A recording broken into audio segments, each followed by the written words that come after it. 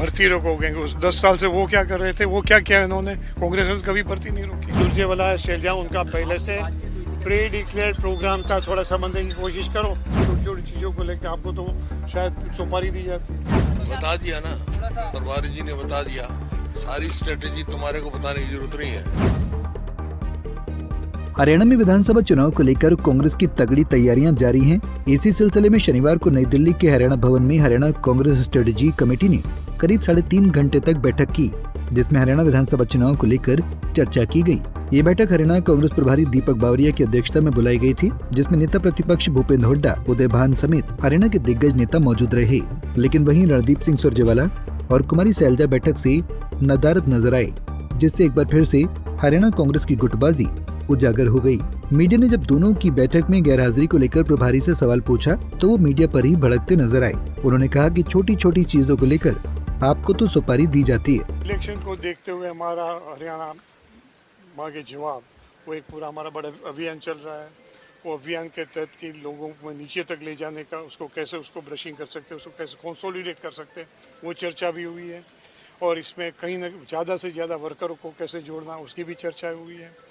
मगर ये सभी चर्चा के बाद एक जो मैं आपसे जो बता रहा हूँ कि भारतीय जनता पार्टी लोगों के साथ जो झूठ, फरेब और धोखाबाजी कर रही है, जुमलाबाजी कर रही है, उसको उजागर करना वो हमने सबसे बड़ा हमारा अग्रिम लक्ष्य होगा। तो इसको लेकर और भी कोई कार्यक्रम बनाए जा रहे हैं? हाँ, होगी, प्रेस कॉन्फ्रेंसेज होगी, रैलियाँ होगी, मीटिंग होगी, उसका सीरीज ऑफ दैट उसका पूरा जो है आयोजन किया जाएगा। एक रिएक्शन लेना चाहेंगे आपका कि हरियाणा के मुख्यमंत्री बाबा अपने संबोधन में कांग्रेस को भर्ती रोको गैंग के नाम से पुकार रहे हैं। क्या कह रहे हैं? कांग्रेस को भर्ती रोको गैंग। भर्ती रोको गैंग, उस 10 साल से वो क्या कर रहे थे, वो क्या किया इन्होंने? कांग्रेस ने तो कभी भर्ती नहीं रोकी। झूठ बोलना तो उसका जो है एक जुमलाबाजी, एक उसका कैरेक्टर का हिस्सा है। कौन नहीं है? सुरजेवाला शैलजा उनका पहले से प्री डिक्लेयर्ड प्रोग्राम था, थोड़ा समझने की कोशिश करो। आपने कोई कमिटमेंट कर दिया आपकी प्रेस के लिए और फिर आपको अंतिम मोमेंट में सूचना मिलती है तो आप उसकी कॉन्फ्रेंस कर चाहते हो?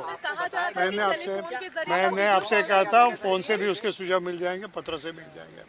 छोटी छोटी चीजों को लेकर आपको तो शायद सुपारी दी जाती है। सर, आपको लूप में लिया गया था कि इस चीज को लेकर? हाँ जी, आपको बताया गया था कि आप प्रभारी हैं, बतौर प्रभारी आपको बताया गया कि आप बैठक में वो शामिल नहीं हो रहे हैं? हाँ, तो बता, तो क्या हुआ? नहीं हुआ तो फोन से बात कर लेंगे। ये कोई ऐसा नहीं था कि वोटिंग करना था, यहाँ कोई वोटिंग नहीं करना था। सर, एकजुटता पर सवाल खड़ा होता है, पहले भी कई बार ये वाला it's a matter of perception. आपको अनिल विज उपस्थित नहीं रहता, नहीं देखता है, धनखड़ नहीं जाता है, वो नहीं देखता है।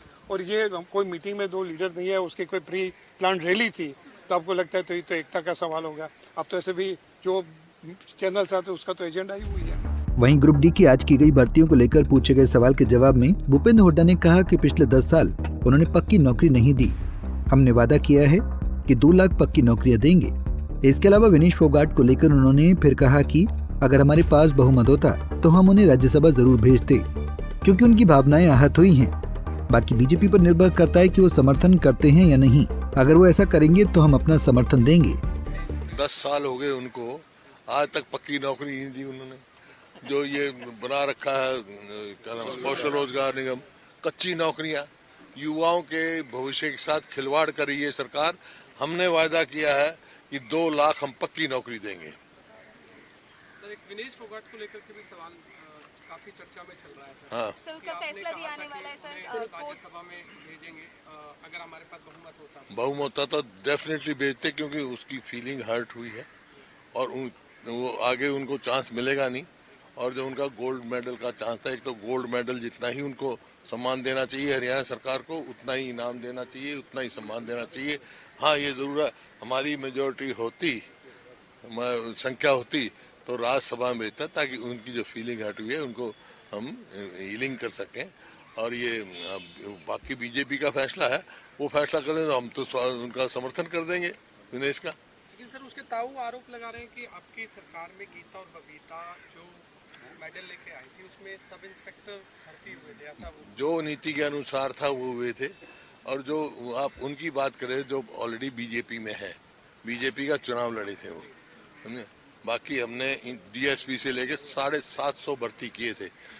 सरदार सिंह को हॉकी से, जोगिंदर शर्मा को क्रिकेट से, योगेश्वर दत्त को पहलवानी से, ये अपना वीरेंद्र को बॉक्सिंग से, हर उससे हमने डीएसपी से लेकर और 750 पद लगाए थे।